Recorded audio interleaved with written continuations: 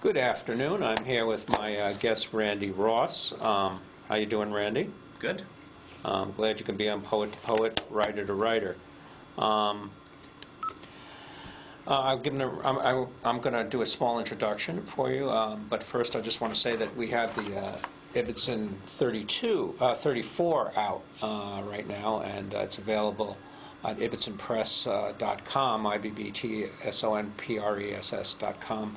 And we have a lot of great writers, Martha Collins, John Scholes, who runs the Plowshares, Ralph Pennell, another great... Do you know Ralph Pennell? He's a poet here in Somerville. Anyway, so look for your Ibbotson Street, okay? Randy Ross, I was reading a short version, is a Somerville-based writer, performer, and web consultant. His fiction and humor have appeared in the Drum, Black Heart magazine, Side B magazine, Calliope, and For the Girls, a feminist porn site. What is a feminist porn site? It's a porn site for women. Oh, okay. So it's mainly guys. Oh, you mean nude? Nude men, yeah. Oh, okay, okay. And so I that's was not nude. I know. No, I don't think I'd make the cut either. But how is it feminist porn though? Because it's women pick all the stuff. It's edited by women. But I mean, are the women feminists? Or, I mean, you could be a woman, you're not a feminist. Yeah, I got the. They weren't. I dealt with them, so. Yeah, feminist porn site. Okay. Yeah. Is including a novel with working title "The Loneliest Planet," which he will circulate to agents in 2014. He has performed a one-man show, The Chronic Singles Handbook, based on the novel at the Washington, D.C. and Portland, Maine Fringe Theater festivals. He's published a popular blog about platform building and self-promotion for writers. Previously, he was an executive editor for PC World magazine. Okay. Welcome to Poet to Poet. I was going to say, ask you, you're working on a novel, as I said, The Lonely Planet. The Loneliest. The Loneliest Planet, I'm sorry. And it's about a chronically single man who goes abroad to look for love, gets involved with sexual tourism, et cetera, et cetera, et cetera. How much is this based on your own experience? 12%. What 12%? The narrator lost his job and took a trip around the world. Okay. No sexual tourism? I had a naughty massage. Yeah, you had a naughty massage. Okay. I had a naughty massage. Okay. What is the deal? Why do you think you're chronically single? Like a nice guy, intelligent guy. Why are you chronically good Jewish boy like me, right? You know, why are you chronically single? That's the question. Well, I mean, there's the short answer, and then there's like the. Were you ever married at all? No, never married. Okay. Never married. So what's the deal? I got issues. That's the short answer. But it's a long answer. We don't have time to go into it. We have enough time. So you're using this shtick, right, to write a book and that's my show. Yeah. And that's your show. That's what my show is. The Chronic Singles Handbook. The Chronic Single. And what issues do you cover, for instance, just basically? Actually, it's basically, a novel is about 12 hours worth of material. Yeah. So what I've done is I condensed the novel down to an hour. Uh-huh. And so I picked scenes out of it. The story is pretty similar.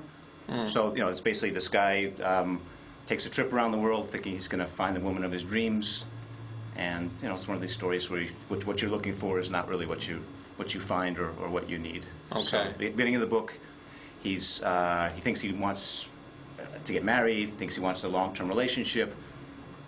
Midway through the book, he realizes that he just doesn't want to be lonely anymore. He wants a cure for loneliness. At the end of the book, he realizes there is no cure for loneliness. Right. I mean, you can even be in a relationship and be lonely. That's the thing. thing. You could be. We never. We're always in our own skin, no matter what. Right. And the other conclusion at the end of the book is there's worse things in life than being single. That's because people make a big deal about, I'm single and well, can't find anybody. Remember the movie Marty? What's the matter with you, Marty? Why don't you marry? I know the name. You should take it. As they say, Ernest Borgnine plays this fat, ugly guy, and they keep saying, "What's the matter with you?" In an Italian neighborhood, "What's the matter with you, Marty? You should be ashamed of yourself. You're 34 years old. You're not married." But it's really no big deal now to be single. Really? Do you think it is? No. Actually, the thing that's kind of concerning is that there's a lot more people that are single now, and there's also a lot more people that are living alone. Yeah. In New York, it's like 1 out of every 2 households is single. In big cities, it's 1 out of 4, 1 out of 5. I mean, you know, these are kind of astounding numbers. So basically, my theory is that society is kind of going down the tubes. Yeah. As we speak, out there. There's a lonely guy. You remember Bruce J. Friedman wrote The Lonely Guy's Book to Life about the Chronicle. You should check that out also. Okay. What I was going to say is, so you brought this, you took the novel and you made it into a play. You condensed it into a play. What are the particular, problems, challenges you faced in doing that? Well, first one is I'm a writer, right? Not an actor, right? So I've been taking acting lessons. I hired someone to actually show me, because you have to map out, if this is a play. Who did you hire? Anyone we Actually, Michael Mack. Who's been on this show? Okay. Yeah. Yeah. So I mean, so you have to block out. I mean, originally the show that I did, it's going to be changed now, but I had, it's 1 hour. It's all memorized, and I walk around the stage. I have props. I pick things up. I got to do this. I got to do that. There's breaks between the scenes, and this is all memorized. The first time I did it down in Washington D.C., I was so scared. I was seeing spots. It was like I was hallucinating. And then I go out because the first night they were going to send reviewers there. I've never been. Have you ever been reviewed, like a live performance? Well, you might have been, but I never had. I'm not a performer, but yeah. I say it was when I first started teaching. It was kind of like that, Yeah. You just go out there and there are all these faces looking at you, and it's kind of acting too. Yeah, that's teaching is definitely performing. Yeah. So this thing, I got out there. And I was I made it through. There was no big screw-ups, but I didn't look at the audience. Because certain scenes you're supposed to look to the left, you're supposed to look to the right, you're supposed to look at the audience. The whole time I looked to the left, I looked to the right. I didn't look at the audience. That's good that you don't look to the audience. No, you're supposed to be especially. I mean, you don't focus in on one person. No, but you look around.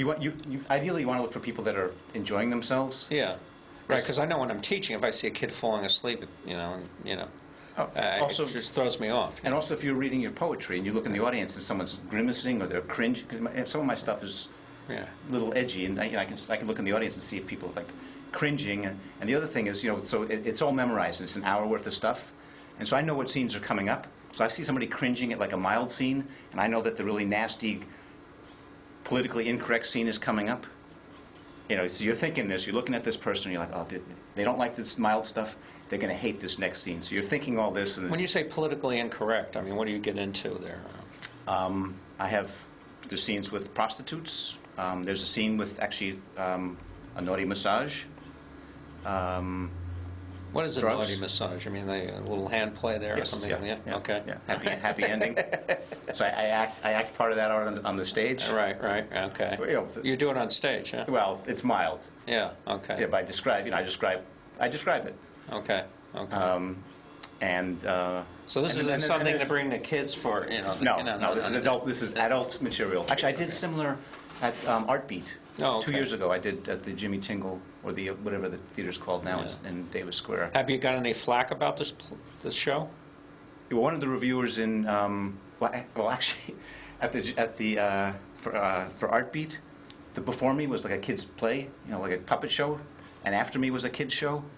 So, I'm halfway through the show, and I'm coming up to the scene with the naughty massage, and there's like a bunch of little kids coming in. Oh, really? And so I kind of had to stop, like, no, get out of here. Yeah, get out of here, right, yeah. And one of the reviewers in D.C.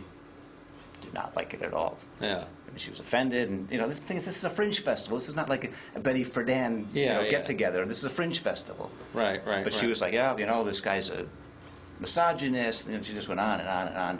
Yeah. And, the other thing... A dirty misogynist. All right. Anyway, good. Good for you. I love body humor and all that stuff. So I'm good for you. And you're always going to, critics, right? I mean, they're always going to be around. This is new to me. Yeah. So that's. I've been books. I've been panned. And things like that. That hurts. I know that. When they pan you and that. So it's not good. But what doesn't kill you makes you stronger. That's what I'm hoping. Now, you teach a class on self-promotion for writers. Do you find most writers are woefully unprepared for self-promoting their work? Yeah, and they hate it. Why do they hate it? Why? Because it's marketing. Yeah. It's not writing, and it's a big distraction. But they have to now, because most places have minimal PR budgets, right? Yes, yeah. So that's the problem. And I have a friend of mine. Actually, I'm in a writers group with a bunch of people. There's a friend of mine, and he likes to write. He's written 5 books. The first book he sent out, agent didn't happen. So he just kept writing, because that's what he does. Is he writes. Now he's finally self-publishing them. But this is not what he likes to do. He likes to write. I think that's real writers write, and they don't want to deal with this nonsense. But you have to, right? Yeah, that's what I hear. So what do you do? It's not an issue for me, because I know you like to self-promote. You're a real writer, and you like to promote, right? Yeah. Right? Yeah. But so what do you do? What do you advise these guys? Some advice. The advice, the one piece of advice I give them is find something you like doing and get good at it. You don't have to do all this stuff. You don't have to be on Facebook. You don't have to be on Twitter. You don't have to do any. You don't have to blog, but you got to do something. So like what would you suggest, for instance? Like readings. Readings. Doing a. But don't you need a blog? Don't you need a website? Don't you need to promote? If you're not going to do it, there's no point. I mean, you need to have a website, but you can just pay someone $500 to give you a website. Yeah. But if that's not your thing, if you like to perform, yeah. If you can get into the local media, because I mean that's I'm here. Right. There's plenty of places that will. Well, how about grassroots things like this? Is this helpful? I'm hoping it is. Yeah. I think you must have some experience with it by now. Yeah. I think all these little things you put out there. Yeah. Hopefully, I mean, we're all looking for the serendipitous event. Right. So one of these little kooky things you do, somebody sees it and says, you know what? I'm hiring this guy, or I'm going to pay. It's a seed you throw out to the wind. Yeah. Right. Yes. I'm just throwing. My thing is, if it's shiny and twitchy, I'll chase after it. And now I think there's a lot more opportunity. Like, for instance, this used to be on, just the local TV, and so it just hits Somerville, but now on the internet, and you could, you'll have a link to this, and you'll be able to send around. Thanks to our great producer there, Erica, so it's a whole different world now, with the internet, I think. Well, the one issue with the internet is it's really saturated. Yeah. All these things, there's a great book that came out actually last year. It was called "Social Media is Bullshit." Yeah. Big publisher, very well written. I was in the computer industry for 15 years, so the guy that wrote the book, I was like, yeah, this guy knows his stuff. And his main claim is that all this blogging and all this social media stuff, big companies have moved into this, and they hire armies of people. I was getting paid to do this kind of stuff. Mm. You and I don't have that kind of budget. We don't have that kind of time, so we can't compete with these guys. Mm. So it's tougher. But still, bloggers are, independent bloggers have some push and power. Yeah, but a lot of them have been doing it. You got to do it. Yeah. But a lot of these people that are making money at this have been doing it for a long time. Mm-hmm. They've been doing it for 10 years. Mm-hmm. Mm-hmm. All I'm saying is that it's tougher now. And you're right, you have to do it. Mm. So you kind of have to, or not. Yeah. You can just keep writing. Right. I mean, so that's supposedly the most important thing is writing, right? Especially for fiction. All the stuff I'm reading, the agents care less about whether you have a platform and more whether you've written a really good book. What do you mean by a platform? That's audience. Platform is theoretically the number of people you could reach. Mm-hmm. If you published a book, the number of people you could contact and say, hey, I got a book. Please buy it. Mm-hmm. So what do you do with it? What do you plan to do? Have you had any other books out besides the Loneliest Planet you're working on now? Yeah, actually, this is fake. What are you going to do? For instance, what would be your strategy? My strategy is I'm doing 1 day a week. I do the book marketing stuff. So I have a blog, which is a self-promotion for writer stuff. I'm active on Twitter, Facebook, LinkedIn, Google+. I'm up on Pinterest. I'm not sure it's going to be worth the time. So I'm doing all this stuff. I'm getting some traffic to my blog. So I'm trying to increase those numbers, but they're never going to be big enough to impress anybody. Mm-hmm. They're probably never going to be that big. So I do that 1 day a week. I'm also doing the performing. So one of these fringe festivals, if I get my show down, get it polished, because I'm going to try and pitch Edinburgh. In Scotland, which is the big one. That's a big one. There's one in New York too, right? There's a big one in New York. But Bang on the Can Festival, is that have theater in it? Or? Actually, I don't know. I don't know anything about that. Okay. The big one in New York is during the summer. Yeah. And the issue there is they take if they take you, because those are juried, so they look at your stuff. So I need to get some videos for them. If they take you, they're going to take 2% out of your revenue for that show for 7 years. It's not a lot of money. Yeah. 2% of nothing isn't much, but it's Right, you just got to you got to be out there. Yeah, I'm doing as much stuff as I can. You never know what's gonna come across. That's my I agree. And in fact, you had a networking group. You said it still does. I don't think it meets as frequently. It's called the Media Chowder. Maybe you can tell us a bit about that. Actually, that was mainly for journalists, local journalists and writers, PR people, anyone in the media. So online, print. We were getting together. We've been doing that probably like 3 or 4 years. Had anyone made significant? Actually, 2 people. At one point, we had AOL come in and recruit when they were starting their Patch.com, and they were looking for some local. How is that doing, Patch? Is it viable? It's not doing that. Yeah. Well, they just laid off a bunch of people. Yeah. But they came in to recruit. So we had a table, and they had 2 of their recruiters, and they ended up hiring 2 of our guys. Oh, okay. That was 3 years ago. Yeah. But now it's a smaller group, and we get together. That we're like kind of quarterly, but it's just basically if people wanted to go there, where would they go? The Sydney Hotel in Cambridge. It's actually they can. We have a website called MediaChowder.com. Yeah. So we put stuff up so there. So it's still networking there at all, or just commiserating? In this economy, what's the difference? Yeah. It's the same thing. It's not like people are coming in there with jobs and handing them out. Right. But we did have a couple people get jobs within the last year, which is good because there were a couple of years we were all coming in there like, how are you doing? I'm unemployed. How are you doing? I'm unemployed. Yeah. And okay, so you were an executive editor for PC Magazine, PC World Magazine, and was your sort of creative impulses smoldering under all that technical writing? Once you get to be executive editor, you're a manager. Okay. So you're not doing a whole lot of writing, and you're in committees and you're in meetings, and it also was a bigger company, so we were slower to move, which is kind of why they're no longer a magazine now. It's just a website. We didn't move as quick on the internet stuff, and I wasn't doing any fiction or any creative writing. Because you didn't have time, or yeah. Also, I don't know about you, but I only have so many words in my head, and if I use them all during the day, I got nothing left. The last thing I want to do is go home and write if I've been like in meetings or talking about writing or editing people's stuff. But people do that all the time, I guess. People in. I don't know how they do that. Yeah. I don't know how they do it. I have a writing job all day long and then go home and write something else. But you're writing differently. You're writing. You're not writing. You're writing fiction. Yeah. I don't know. I couldn't do it. I don't know how. It's not for everyone. Yeah. Some people can do. I don't know how they do it. And is Somerville? You lived in Somerville. You're a long-time Somerville resident. And is there a reason that you chose this place to pitch your tent, so to speak? Actually, at the time I was looking. First I started looking at Cambridge, and it was too expensive. So Somerville, I found a nice place to live, nice bunch of people there.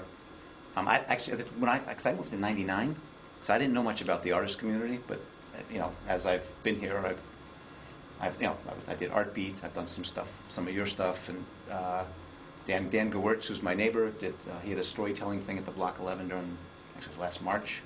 So things are starting to. Yeah, this is a great place to be if you're a writer and artist. Well, why don't you read, if you get about 11 minutes from whatever you want, The Loneliest Planet, whatever. Actually, I can do the opening. Why don't I do a couple bits of my show? Okay. So my show is the Chronic Singles Handbook, and I'm going to do the opening scene. So it's a spring morning in Somerville, and I'm standing in front of my medicine cabinet. Vicodin, Ambien, or Heineken? What do newly unemployed people have for breakfast? I close the medicine cabinet and consult my day planner. Nothing in May, or June, or July, or August, or September. No meetings, no interviews, no dates. I haven't had a date in 3 months. I close the day planner, wash down 2 Vicodin with a beer, and crawl back into bed. The sun wakes me at noon. Time to consider other activities besides substance abuse. I make a list. 1, cover windows with aluminum foil to block sun. 2, clean trackball, and sign up for online dating. I spend the next 3 weeks in the dark, pounding away on Match.com as if it were a game of whack-a-mole. Some days I'm the mallet, but most days, I'm the mole.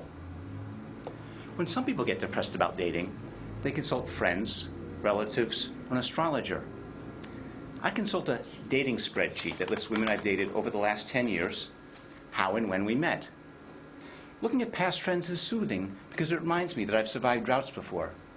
By projecting the data forward, I've even been able to predict when I next meet someone. But when I look at dates.xls this time, the forecast isn't good. It's late spring, and historically summer is my slow season. There's no data for how I'll fare without a fancy job title. I am literally in uncharted territory. Welcome to my world. My name is Randy, and I am chronically single. I may be alone, but I've got lots of company. In the US, 112 million adults are single, which hasn't really done me any good. Have I mentioned that I haven't had a date in 3 months? But maybe the problem's not me. Maybe the problem is this country. And that's when I decide to blow my severance on a 4-month trip around the world. But before I can leave, I have a few stops to make. My Loneliest Planet guidebook suggests saving money by traveling like a backpacker. I decide to forego the dreadlocks and tie-dyed pajama pants, but shop for the other stuff. As fate would have it, the salesman at a local store has just backpacked through Southeast Asia. Excuse me, I ask, do you have a 60-liter backpack with a waterproof cover? No problem, dude. Don't know if you're going to Bangkok, but if you are, I highly recommend Tugs for the Asian massage. I'll certainly make a note of that. Thank you. Do you have a 30% DEET insect repellent? Got you covered, bro. In Phuket, Shooters offers an epic all-night back rub. I'll definitely make a point of adding that to my list. Do you have an SPF 50 shirt? You know, one of those with a hidden security pocket? In Koh Samui, there's a body spa called the Curious Finger. In the end, I spend $500 with a knowledgeable salesman, but I avoid shaking his hand. Next stop, the vaccine clinic. 6 weeks before my departure, I find myself in the waiting room of a Boston clinic. A nurse wearing a black hoodie under a starched lab coat hustles me into her office. Her computer sports a bumper sticker, "I stop for entrails." "So, where are you headed?" she asks. Let's see, I'm going to Greece, and then South Africa, and then Thailand, and Vietnam, and then Cambodia. Wow, wish I got that much vacation. Actually, I just lost my job. Bummer. She taps her keyboard for a few seconds, and then looks directly at me. "You're going to need 7 shots, 3 more visits, and we'll need some blood." "A newbie, eh? You'll be fine." She hands me pamphlets on malaria and chikungunya fever. Then she starts doling out the prescriptions. "If you get the runs in Vietnam, take ciprofloxacin. In Thailand, take azithromycin. In Cambodia, I want you to take Pepto-Bismol daily. It can turn your tongue black, but some women like that look." By the time she finishes with me, I'm afraid to leave my apartment, never mind the country. But there's no turning back. I've already spent $6,000 on plane tickets. I better come back with something that doesn't require antibiotics. A job, a woman, or at least some material for my Match.com profile. So that's the first scene. Wow. How are we doing for time? You got another 6 minutes. Okay, well, I can do 2 more. It's a little more adventurous than going to a singles dance, that's for sure. Okay, actually, so this next one is it's called One Day in Thailand. Bangkok. The name alone sounds skeevy, and from the moment I get off the plane, I'm on high alert. I've read about the transsexual ladyboys, tuk-tuk scammers, and locals that play volleyball with their feet. The decor in the airport doesn't help either. Smirking Buddhas, sneering Buddhas, a gang of Buddhas pummeling a three-headed snake. The airport bus drops me downtown on Sukhumvit Road. That's a boulevard that's supposed to be 2 blocks from my hotel. On the corner stands a local woman. She's wearing a t-shirt that says University of Nebraska. That's Nebraska with just 1 P. The whole area is packed with these little carts selling noodles and soup. I start to walk in the sooty, humid air. It stings like a lung full of red ants. Immediately I'm lost. So I approach a guy. He's got a mossy, blonde beard growing down his sternum. He's wearing a fishing vest and shorts, and the chin strap on his wide-brimmed hat is pulled snug against his jowls. He looks like he's bracing for a typhoon. Excuse me, I ask, do you know how to get to a street called Soy 38? You from the U.S.? I'm from Boston. Yeah, I'm from Texas. I was an MP back in Saigon, one of the last guys out. Last guys out. Wow, do you know, is it okay to eat any of these food carts around here? Oh, you don't want to eat around here. Soy Cowboy, it's just a few subway stops. Subway stops. This whole Sukhumvit area is built on a swamp. I'm going to retire here. Retire here. In less than 2 minutes, this guy has confirmed my worst fears about Southeast Asia. This place can do things to you. Permanent, mind-warping things. I put on my hat, tighten my chin strap, and walk away. Walk away. And this last one is called The Day I Was Almost Gay.